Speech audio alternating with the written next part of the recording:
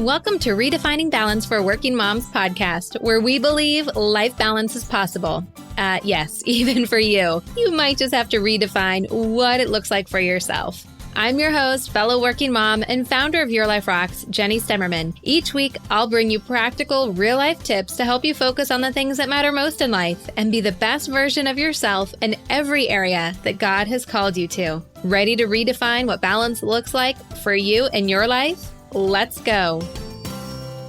Hey there, welcome to another episode of the Redefining Balance podcast. I am so excited that you're here to hang out with me today.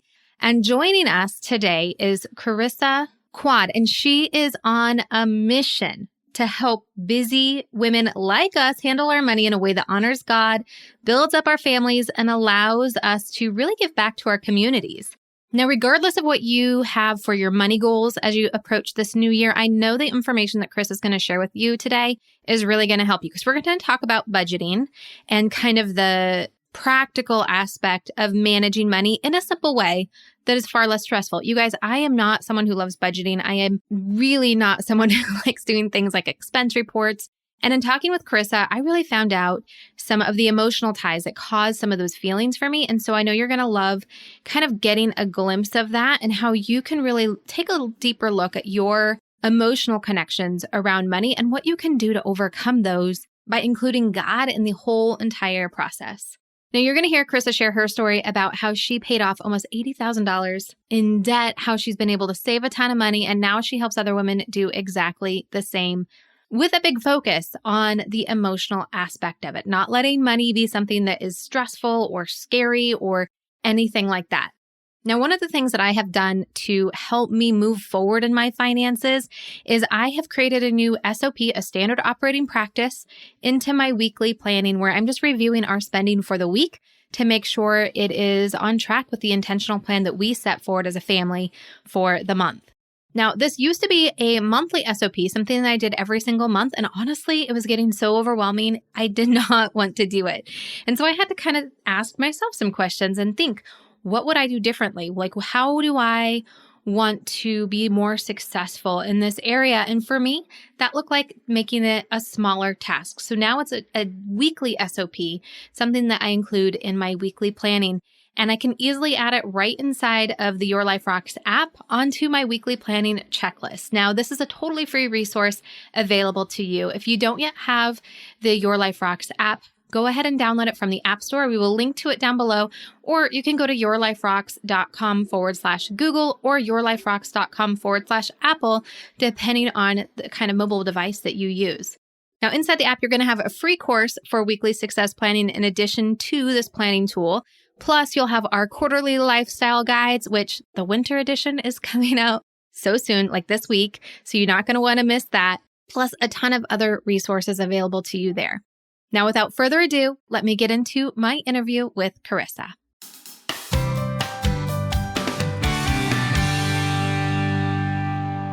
Charissa, welcome to the Redefining Balance podcast. I'm so excited to have you on today to talk about money and budgeting and, most importantly, confidence with our money and how we're spending it as we move into the new year. But before we get into all of your brilliance that you have to share with us, tell us a little bit more about who you are.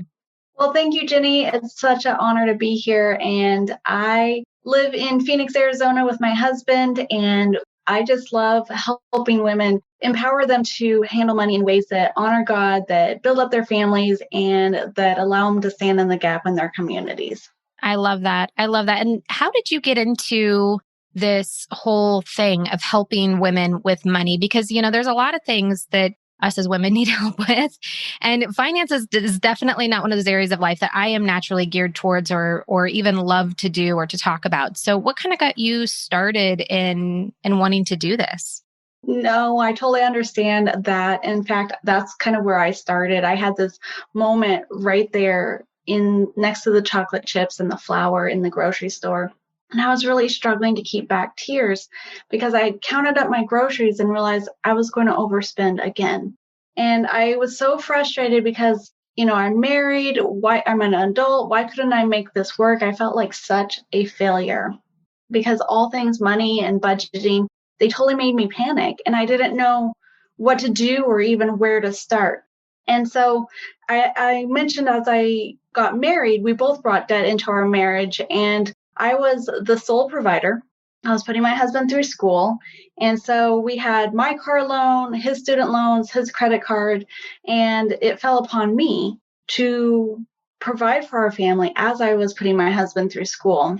And somewhere though, in the middle of all of that chaos, that stress I had about money, crying in the grocery store, I had this small little dream to see my husband graduate completely debt free. Now, Jenny, I had no idea how we were going to do this because money was so tight. We had the debt, and then I had to try and figure out how to pay for school on top of that. And so I stumbled along the best I could for about 2 years. And then one day I realized if we could come up with a couple $100, we could be debt free by the end of the day. So I had my husband come in. I made him push the payment, submit payment button because it was his student loan. And I didn't realize it that day on March 17th, 2010, as those numbers dropped to zero, that would be a defining moment in my entire life. Now, I was heading into a slow work period, and even though that was still stressful, nothing about my situation had changed. The peace that I had from paying off all that debt totally changed how I approached money. And I started realizing, okay, money still stresses me out. I need to figure this out because I don't want to live my life completely stressed out about money.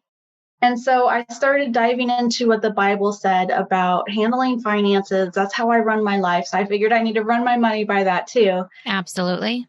And I started applying these tips to my finances. And over the next few years, they were working. I ended up saving up $79,775 to pay cash for the rest of my husband's education.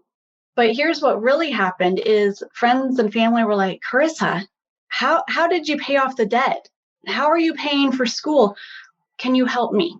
So I started sharing these tips that I was applying to myself, and I shared them with them, and they were working for them too. And so at that point, I decided to dedicate my life to helping other women handle money confidently and with peace of mind through a biblical perspective so that they don't have to be overwhelmed and stressed out about money any longer, just like I wasn't. Isn't it amazing how there's different areas of our life that, whether it's our finances or our health, that we just kind of struggle with? And then God uses outside circumstances to kind of get our attention and redirect us in a completely different way when we seek Him through that process. And that's exactly what He did with you with your finances. That's incredible. Mm-hmm. Absolutely. And I look back, and we were in school for a long time. And if we hadn't been in school that long, and the need to really budget our money and pay cash for school and all of those things, I wouldn't have had the passion and the platform to be able to speak to other women in their money struggles.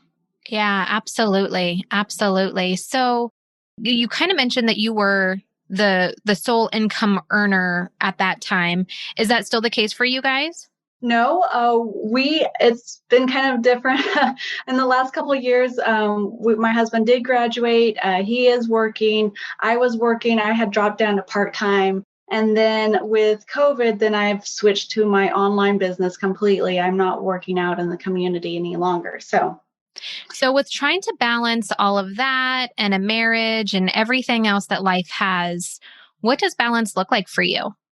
That's a great question. I would say balance for me has to start off with being grounded in the Word of God, in what God says about who I am, and really taking that on. Because if I don't have that foundation, I can't give and serve in the capacity that I'm called to in my marriage, in my family, and then with my community of women that I help.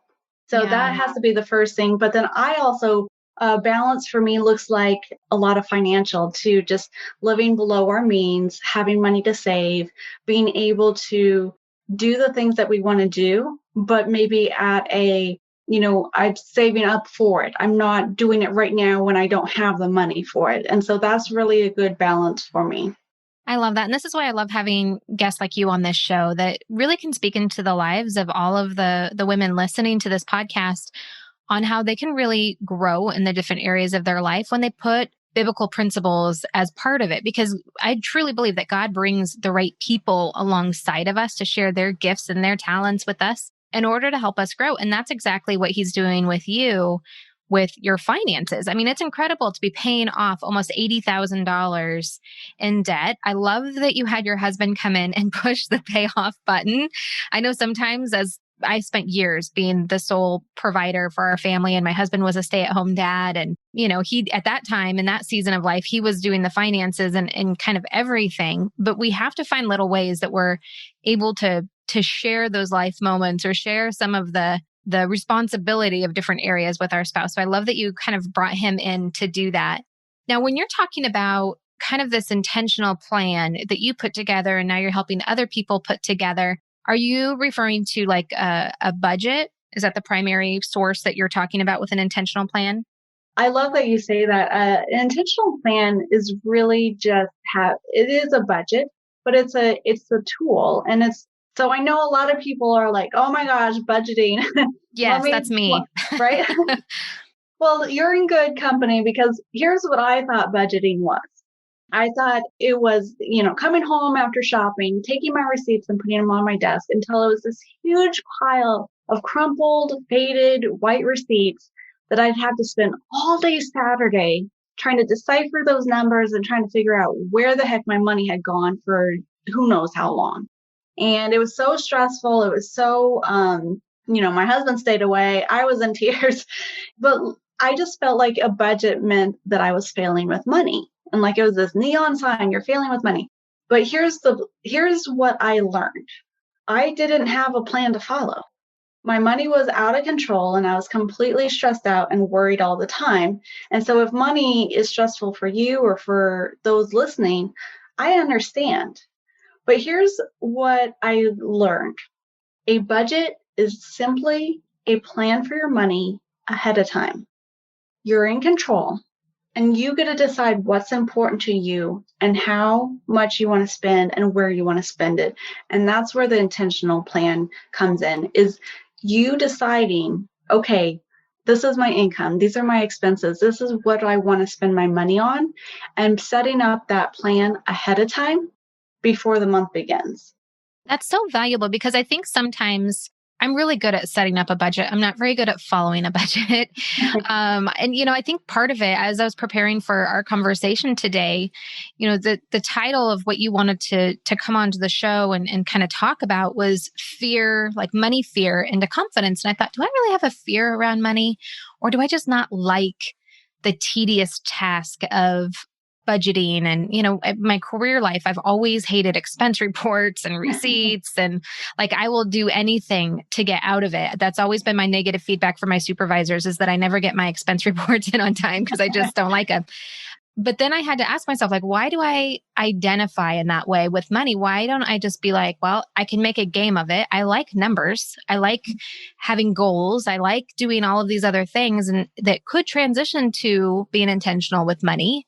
So what is my main hang up about it? And then I couldn't quite put my thumb on it. And then as you were talking just now, it hit me that it's almost like a punishment or a fear of punishment. And my personality type, how like people will say, if you've done nothing wrong, then there should be no fear and like, like getting caught or something, or someone calling you on something. I always feel like I'm doing something wrong. Like even if I didn't do anything wrong, I feel like I'm doing something wrong. So the fact of doing a budget and then coming back and reflecting on how did I do on my budget, there does feel a little bit of like a discipline. I have been bad with my money, so therefore I have to be on restriction. You know what I mean? I think that there's a little bit of that going on. How common is that we associate different hangups that might not necessarily be about money, but just about other things in life onto our money? I mean, how common? I would say, how common is it not? I mean, it's so common that everyone does it in what I see. And actually, you're talking about expense reports and all of those. I'm not too good on that either. I think you and your audience will really love this simple prioritized budget worksheet that I have as a free gift for you. And you can get it at changeyourfinances.com/ redefining balance altogether. I And let me love that just you say, put that together. That's awesome. oh, you're welcome. But I had a hard time with budgeting too. I hated budgeting. And so here's what I've learned, and here's how I have made it something that is super easy to stick to. And then it's also kind of fun to do because you see progress. So let me explain it if you don't mind. Yeah, absolutely. Go for it. So a prioritized budget, what is that? It's a way that you take your income, you put it at the top of the page, and you guys don't take notes, get that worksheet. It will walk you through it. But then here's what you put at the top, and it's going to surprise you. You're going to put 4 essentials at the top. So you have your food first, your lights and water, your housing, and your transportation. And then as a Christian, I also put tithing up there. But the reason why I put these 4 things and the complete difference it made in my budgeting is when I figured out if I put these 4 essentials at the top, so that I always knew, because I have my income subtracting these 4 expenses and then everything else. I always knew there was going to be enough money to take care of my family's basic needs. And when I set my budget up that way, oh my word, a ton of money stress just fell off because I knew that my family's needs were taken care of. And I didn't have to worry about food or the lights getting turned off. And so after those 4 essentials, then you want to list everything else in order of priority by asking yourself one question. If I only have money for one more thing, what do I put next? And then as you get paid, you just go down the list. So now let's say if something comes up, you said you have a hard time sticking to it. So this plan actually says, okay, I have money to go shopping for clothes. And so you go and you spend it and you enjoy it because you know exactly how much you have to spend because you've already planned it out. Now, if an expense comes up, let's say a car repair, right? We all get those and we're like, oh my word, where are we going to come up with this money? From the prioritized budget, the things at the bottom are not as high priority. So if something comes up, it's easy to stay on budget because all I do is, and I'll take clothes as an example. I love clothes, cute clothes, all the things, but I have plenty. So I don't really need clothes. So even though I have that in my budget, it's at the bottom. So if something comes up, I just start that I hadn't planned for, I start going up from the bottom of the list and pulling money, putting that category on hold just for that month to cover that unexpected expense. And what I really love, I was so surprised to find this out when I did this method. It made it so easy to actually save money, because I've been in savings since I've been doing this budget, but put money towards whatever goal I'm working on. You know how a lot of people like, oh yeah, sure, I'll be able to put $500. And they say that at the beginning of the month, but then they get to the end and they barely have enough money for groceries, if even. Yep. And no $500. Well, this method makes it, you list all of either your debt payoff, your savings goals, it's all on here. And then any extra money, you assign a roll of dollar to where that's supposed to go, so like if I have extra money, it's going to my savings. And so then that helps you be really intentional with putting that money towards your money goal. So you don't get to the end of the month and no money for gas, no money for groceries, and you have no idea where that $500 is. All planned, it's all intentional. Are you looking to grow and learn in the new year? We all know that reading books is the best way to do that, but with our busy schedules, it's hard to find the time. But did you know that as a listener of this podcast, you can get a free audiobook from Audible? Yep, just go to yourliferocks.com/audible. Some of my favorite books that I've listened to in the last couple months are Better Decisions and Fewer Regrets by Anne Stanley, You're Not Enough and That's Okay by Allie Beth Steckley, and Grit and Grace by Tim McGraw. You can check out one of these titles or any other book on your reading list by going to yourliferocks.com/audible. That's yourliferocks.com/audible. Now, let's get back to the show. So let me ask you this, because this is where I get stressed out, where money gets stressful for me, is putting the plan together. And then at the end of the month or every 2 weeks or once a week, when I'm going back through and checking to see, quote unquote, how I did. Uh-huh. Now, there are a lot of other budgeting systems, things like that I've done in the past. I've done the Dave Ramsey with the envelopes and the cash only. And, I follow through on the plan tends to be what stresses me out because I don't always follow through on it. So what mechanisms do you suggest for the follow through so that when you go back to like kind of check and see how you did at the end of the month, that stress is kind of less? Sure. And that's a question I get all the time. But I think having that plan where you do have money for, fun things or, spending money for yourself. So it's not like so restrictive. That's one way that, I have certain money that I can spend on whatever I want. So I call it you're planning your impulse spending because you've already decided how much you want to spend. It's just a matter of where. So having things like that so that you built in so that you can actually enjoy the money and the income that God has given you. And then I think not only having this plan, this prioritized budget where you can see where your money is supposed to go, but then also having a goal. And I love including the emotional aspect of money. Not a lot of people do, but I found that this is a key to being able to stick to it or not. Is if you have a goal that you're working on for your family that, when we pay off this amount of debt, when we save this money, we're going to do X, Y, and Z, whether that's a trip to Disney, we're going to buy another car, whatever that is, I want you to make that visual. And so any extra money I'm able to save, whether I'm cutting expenses, whether I bring in more income, is going to this thing. And so I like to do is put it on, a picture of it on your fridge, having some sort of tracker that you can do to color in your progress, to actually train your brain saying, hey, I am going forward. I'm making it. This is possible. Let's see what else we can do. And then I think if you have a hard time sticking to your budget, you need to have that picture of your dream in your wallet or by your computer if you're shopping online. That's good. It's like a screensaver on your phone. So you can't just, scroll social media and then click on an ad. And then next thing you know, you're like, what did I just buy? Yeah. Yeah, I'm guilty of that for sure. Boxes come to the porch and I'm like, I don't even know what's in here. This is going to be fun. It's like Christmas. So that's really good. So when we're talking about kind of the stress, what other things, because I know where my stress comes from, but what other things do you find can be stressful about money with other clients that you've worked with? Absolutely. Money stress is so common. And I totally relate. I've been there. But where it comes from, and tell me if this is kind of resonating with what your reasons are. Money stress comes from, one, we have no idea where it's going. Like money is completely out of control. It's coming in, it's going out.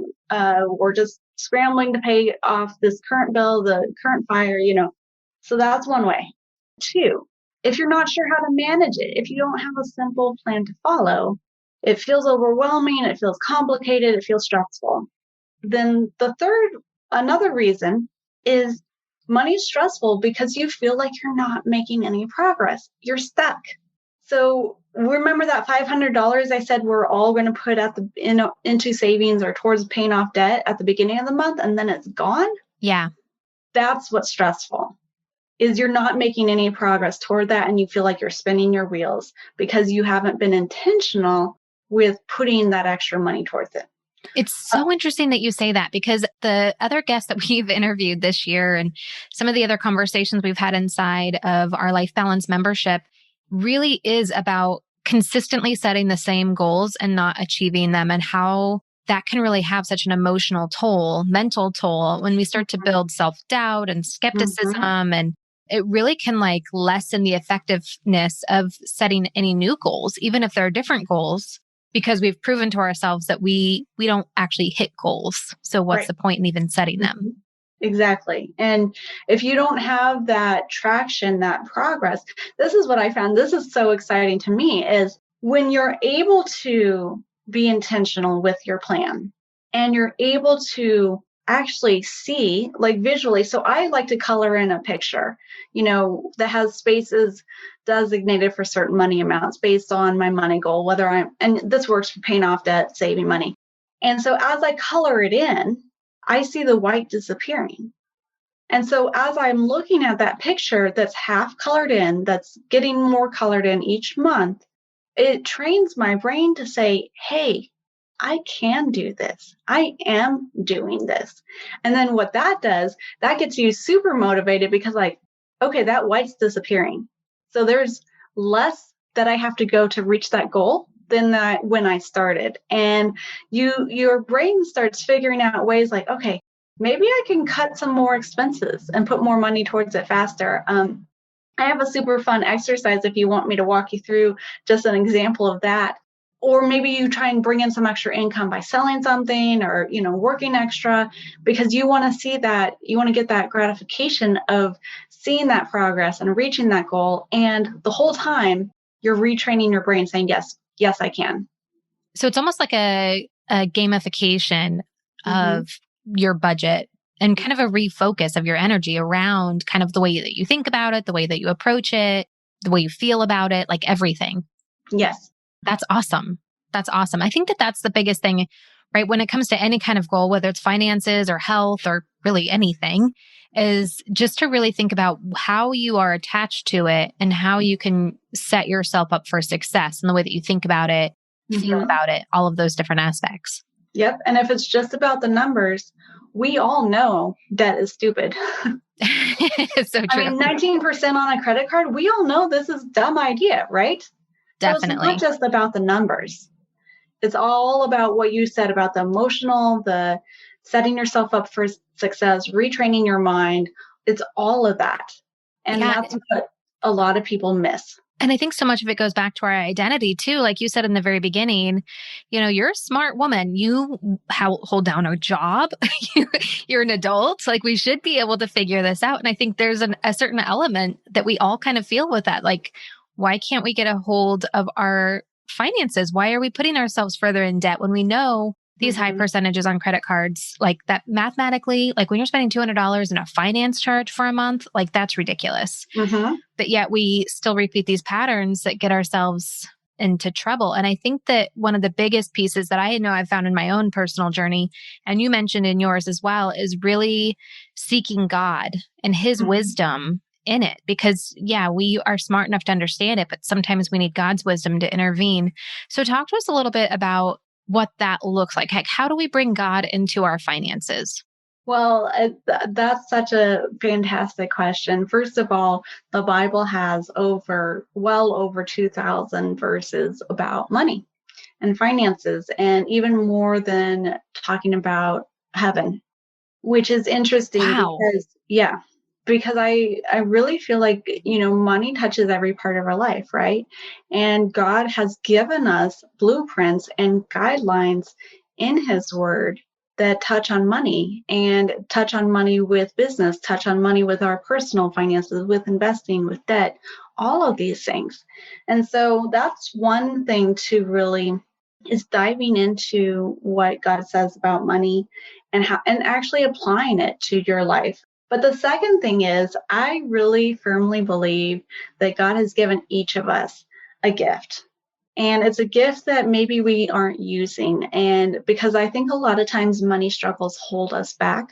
Because when you're so worried about trying to get food for your kids and keep the lights on and just you're paying all of your money is going out to debt, like you don't have any emotional, mental, physical ability to be able to give and to make a difference in other people's lives. You're just barely trying to survive. So true. And when you get control of your finances, when you follow a simple plan for your money, like I mentioned in that budget worksheet that I'm giving out, not only do your finances change, but you change as a person. And the women I work with, I mean, it's so incredible. They come to me scared, stressed out, feeling like they're a failure, all these things. And within just a few weeks, they are now confident. They're able to see that they're making progress. They have more peace of mind. They have hope that things will be different. And so what that does, so it changes you, then it changes your family relationships because when you're not stressed about money, everybody's happier. And you're able to give your family the memories, the fun things, the whatever you want to do for your family. And this is a God-given thing. He wants us to provide for our family, to provide well, to have enjoyment of the income and the resources he's given us. But then what it also does, once you've taken care of your family, it frees up you have financial resources, but you also have time and energy and the mental capability to be able to reach out beyond your family and use that gift that God's given you, that dream, to go make a difference in your community and stand in the gap there. Oh, it's so good. It's so good. I think, when you're talking about that, especially the way that it changes us, again, I just keep taking it right back to our identity and knowing that God created us not to be people that are fearful and not to be, in a situation where we feel like we have no self-control. He calls us to have self-control. And I think our finances are one way that we can honor him in that by actually sticking to the intention and to the plan. Now I'm going to put you on the spot. What's your favorite Bible verse about money? I would have to say right now and I'm horrible with references, it's in Luke. It's about God has given you talents and that you can take your talents and, one servant created 10 out of his talents that he made them grow. The other one got 5 and made those grow and, doubled it. Then the one hid his. And so that is just really, for me, it's a mindset of, this is money that God's given me to steward. Can I enjoy it? Can I make it grow? Can I provide for my family? Yes. But I also am responsible to making it grow and making a difference out in the community and giving it back to God. And so that whole mindset and that whole responsibility really does shape how I approach my finances in a way that I want to honor God, not only taking care of my family, because he gave them enough to provide for them for the time he was going to be gone, but then also to be able to use that in a way that grows it and glorifies him by meeting someone else's need. Yeah, definitely so many lessons in the parable of talents on, being a good steward and the blessings and the rewards that come from when you are versus when you're not. So definitely a lot to take from that verse. Well, I absolutely love this. Can I follow up though real quick? I had something on, you were mentioning about being fearful. Yes. So when we're fearful of money, we're actually not trusting that God will come through and provide for us like he promises. Ooh, I feel like that is a word meant for someone listening, like a piercing to the heart. But sometimes we need that. My pastor calls them throat punches. Yep. And I've had to struggle with a lot of fear, on that particular thing. And I have seen over the years, time and time and time again, that God has always provided exactly what we needed, even if it's this crazy, unexpected medical bill from 2 years ago. He provides either the resources, the work to get those resources, but he provides, and he is so faithful in that. And so the longer I've seen his faithfulness show up in my finances, as I'm also responsible in handling them wisely, a lot of that fear has gone away. That's incredible. That's a good word right there. That's really good. I'm glad that you shared that. I'm glad that the Holy Spirit brought that to light, because I do feel like that is a word for someone who is listening for sure. And if it's you, anyone who's listening and that was just for you, I would love to know if you wanted to reach out and tell me. Yeah, absolutely. Now, where can people get in touch with you? What's the best way? Well, the first way, get that budget worksheet. Let me share that URL again. It's at changeyourfinances.com/redefining balance. And that's all together.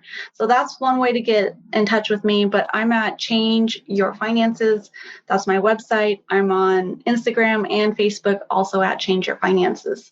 Fantastic. And we'll make sure we link to everything that Charissa has mentioned, all of Change Your Finances on all of the channels, including that free worksheet that she has for listeners of the show. I just thank you so much for being a blessing to the listeners of the show and to all of your clients, and that God is really using you in the way that he is, because it really is going to be a blessing, I think, for many women. I'm sure it already has been, but just to use your own personal testimony and the talents that he's given you and the way that you're expanding on that to further the kingdom is amazing. So I'm going to continue watching you and see how he uses you in those ways. But I just want to thank you so much. for heeding his call and your calling in your life and what you're doing to help other people.